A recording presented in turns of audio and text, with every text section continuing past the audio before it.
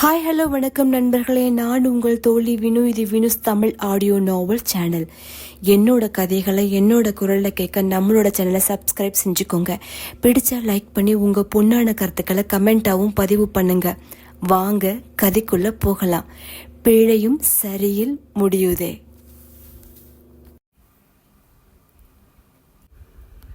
பிழை 17.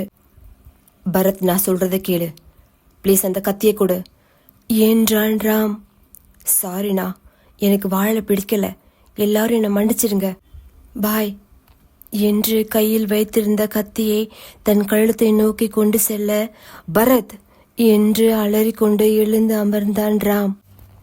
மேல் மூச்சு கீழ் மூச்சு வாங்க தன்னை சமநிலைக்கு கொண்டு வந்தவன் மேனி முழுவதும் வியர்த்து வழிந்திருந்தது. இரு கைகளாலும் பிடரியை வருடியவன் எழுந்து சென்று நீர் அருந்திவிட்டு பால்கனியில் சென்று நிற்க, சில்லென்ற குளிர் காற்று தன் மீது பட்டதும் தான் சற்று நிம்மதி பெருமூச்சு விட்டான். எவ்வளவு மோசமான கனவு! இல்லை, ஒரு நாளும் ஒரு பொழுதும் தான் அனுபவிக்கும் இந்த துயரத்தை தன் தம்பிகள் அனுபவிக்க கூடாது, அதற்கு விடமாட்டேன் என்று பற்றியிருந்த கம்பியை அழுத்தினான். ஆம், ராமுக்கு முதல் குழந்தை அவன் இரு தம்பிகள்தான். அதனால் என்னவோ அவர்களிடம் தன்மையாக பழகுவதை தவிர்த்து தந்தையாக பழகுகிறான். ராம், யோ ஸ்டன்னிங், ராம் ராம் என்று ஊன் உருக உயிர் உருக உருகி உருகி காதலித்தவள் ஒரு கணம் கூட யோசிக்காமல் அவனை விட்டு சென்றதை எண்ணி விழிகள் தானாக விழிநீரை சுரந்தது. ஆனால் ராம் அதை உதிர்க்கவில்லை. இல்லை, இதை சிந்தி இந்த அழுத்தத்திலிருந்து விடுபட்டால் மறுமுறை எனக்கோ என் குடும்பத்திற்கோ வேறொருத்தியின் மூலம் இந்த கண்ணீரை பரிசாக அளிக்கக்கூடும். நோ, பரத்தும் லக்ஸும் இந்த வழியை அனுபவிக்க நான் விடமாட்டேன். ஏதாவது செய்யணும். திங்க் ராம், திங்க் என்றவனின் மூளையில் சட்டென ஒரு எண்ணம் உதயமானது. அதுதான் சரி, அதுதான் எல்லோருக்கும் நல்லது என்று கண்களை அழுந்த மூடித்திருந்தான், கண்ணீரே உள்ளிழுத்தவாறு. மறுநாள் வழக்கம் போல் பிரணதி போட்டிக் சென்றுவிட அவள் நெரிசலான காலனி வீதியில் நுழைந்தது ஒரு உயர் ரக கார். காலனி வாசிகள் அனைவரும் வியப்புடன் பார்த்து கொண்டிருக்க, பிரணதியின் வீட்டின் முன் வந்து நின்ற காரிலிருந்து கையில் குழந்தையுடன் இறங்கினான் ராம். இந்த வீடா என்று எதிரில் இருந்தவனிடம் கேள்வியாக நோக்க, ஆமா சார், நல்லா தெரியும், இந்த வீடுதான் என்றார். குழந்தையை இறுக பற்றியவாறு அந்த குறுகிய சந்துக்குள் நுழைந்தவன் இரு விரல் கொண்டு கதவை தட்டினான். கதவு திறந்துதான் இருந்தது.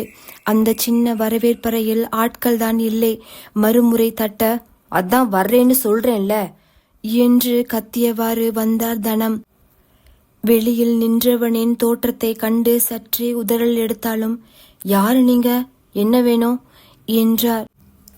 ஐ எம் ஸ்ரீராம், பிரணதியை பார்க்கணும் என்று கூறும்போதே வெளியில் வந்த கிரணோ தன் தாயின் காதில், அம்மா, இவர்தான் அக்கா வேலை பார்த்த ஹாஸ்பிட்டலோட ஓனர் என்றான்.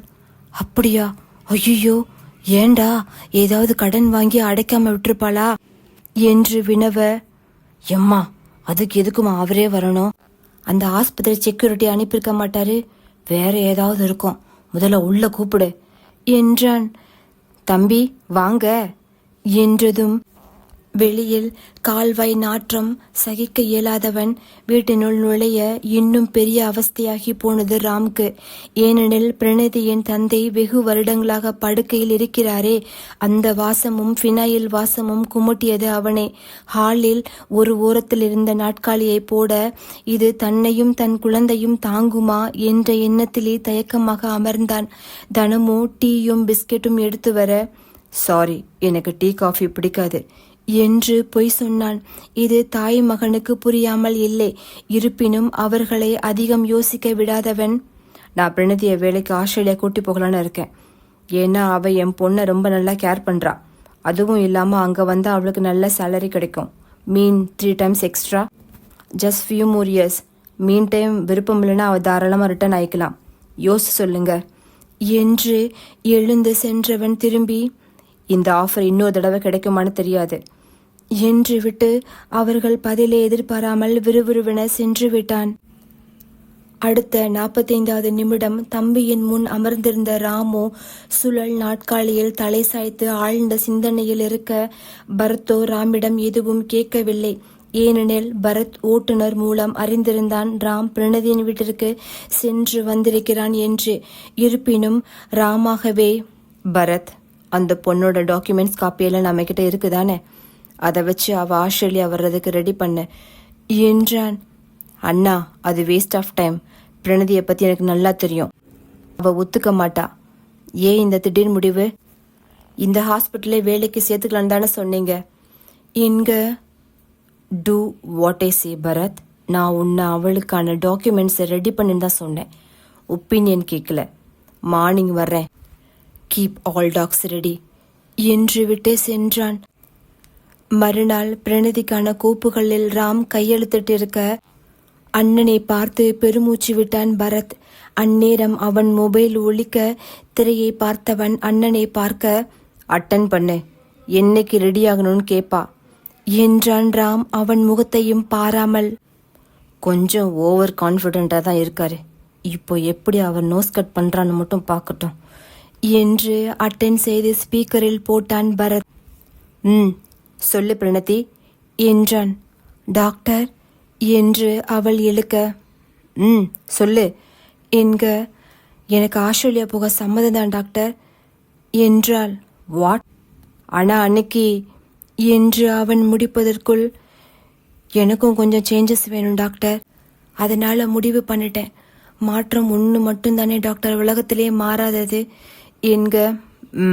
ஓகே, கொஞ்சம் ஃபார்மாலிட்டிஸ் இருக்கு, ஈவினிங் ஹாஸ்பிட்டல் வா, பாய் என்று ஆழ்ந்த யோசனையில் மொபைலை கட் செய்ய, என்ன பரத், நாளைக்கு கிளம்பணுமா இல்லை இப்பவே கிளம்பணுமான்னு கேட்கிறாளா என்றான் ராம் நக்கலாக. பரத்தோ பேச்சற்று அமர்ந்திருக்க, பொண்ணுங்களை பத்தி உன்னை விட எனக்கு நல்லா தெரியும் பரத். இப்போ பிளஷர்னு நினைச்சிட்டு இருக்கியே, அதே பொண்ணுங்க தான் பெயினையும் தருவாங்க. ஏதோ அவளை பத்தி எனக்கு தெரியும் நேத்துலேருந்து ராகம் படின, இப்போ என்னாச்சு என்று அண்ணனை கேள்வியாக நோக்கினான் பரத். குழப்பமா இருக்கல? Very simple. This is power of money. பணம்னா பொணம் கூட வாய திறக்குன்னு சொல்லுவாங்க. இவ ஏமாத்திரம் அதிக சேலரி கொடுக்கன்னு சொன்னேன், ஒத்துக்கிட்டா. இவளை போல ஒரு செல்ஃபிஷான பொண்ணை நான் எங்கேயும் பார்த்ததில்ல. அவ எவ்வளோ செல்ஃபிஷ் தெரியுமா? அவன் நினைச்சா அவங்க ஃபேமிலிக்கு ஒரு நல்ல லைஃப் கொடுக்கலாம். பட் ஷி டசன்ட் என்று நெற்றியை தேய்த்தவன், லெவிட், எதுவும் சொல்றதுக்கில்ல பரத் என்று விட்டு எழுந்து சென்றான். அண்ணன் சென்ற அடுத்த நிமிடம் பரத் கால் செய்தது தம்பி லக்ஸுக்கு தான். டே, எல்லாம் ஒரு அளவுக்கு தான் என்று பேசிக்கொண்டே செல்ல, டே டைனி, கொஞ்சம் மூச்சு விட்டு பேசுடா. என்னாச்சுடா? மறுபடியும் அந்த பொண்ணால உனக்கும் அண்ணாவுக்கும் ஃபைட்டிங்கா என்க. டேய், அவர் என்ன நினைக்கிறான்னு ஒண்ணுமே புரியலடா. அவர் தான் வேலையிலேருந்து அவளை தூக்கினாரு. இப்போ ஆஸ்திரேலியாவுக்கு கூட்டிட்டு போக போறேன்னு சொல்றாரு. அதுவும் அண்ணாவுக்கு அசஸ் பண்ணவான் என்றான். அண்ணாவுக்கா என்று லக்ஸ் அதிர்ந்தாலும் அடுத்த நொடி ஹஹாவென சிரித்த லக்ஸ், ஓ அப்போ நோ வெரிஸ் டைனி, 1 வீக்ல அவளே ஓடி போயிடுவா என்றான். டே, நீயும் ஏண்டா புரியாம பேசுற? பட் லக்ஸ், நான் உன்னை தான் முழுசா நம்பி இருக்கேன். ப்ளீஸ், அண்ணா ஏதேதோ அவளை பத்தி சொல்லி உன் மனசை கலைக்க நினைப்பாரு. பட் அவ அப்படி இல்லடா. எனக்காக 1 வீக் பழகிப்பாரு, அவளை பத்தி உனக்கே புரியும் என்க. ஓகே விடு, ஓவர் அழாத. பட் ஒரு கண்டிஷன். பொண்ணு பார்க்க கியூட்டா இருந்தா தான் அக்செப்ட் பண்ணுவேன். பக்கி மாதிரி இருந்தா I am so sorry tiny என்க. செருப்பு பிஞ்சு கொன்னாயே. சொன்னது ஃப்ரெண்ட்லியா கேர் பண்ணன்னு சொன்னேன், ஃபிகரா இல்ல. பட் மைண்டட், இது போல இன் ஃபியூச்சர்ல உன்கிட்ட இருந்து எனக்கு கால் வரலாம். அப்போ நான் தான் உன்னை காப்பாத்தணும் என்றான். அப்படியா? வெரி இன்ட்ரெஸ்டிங், பார்க்கலாமே என்றான் லக்ஸ். அடுத்த 2 நாளில் வீட்டில் அனைவரையும் ஒரு சேர வரவேற்பறைக்கு அழைத்திருந்தான் ராம். அறையில் அமர்ந்திருந்த தவசீலனோ, என்ன சுமி, வந்தும் வராதுமா உன் புள்ள எல்லாரையும் கூப்பிட்டுருக்கான் என்க. அதானே, ஒருவேளை மூலிகை தைலமும் நேந்திரம்பழம் சிப்ஸும் வாங்கிட்டு வந்திருப்பாரோ அண்ணா, அதை கொடுக்க கூப்பிட்டுருப்பாரோ என்றான் லக்ஸ்.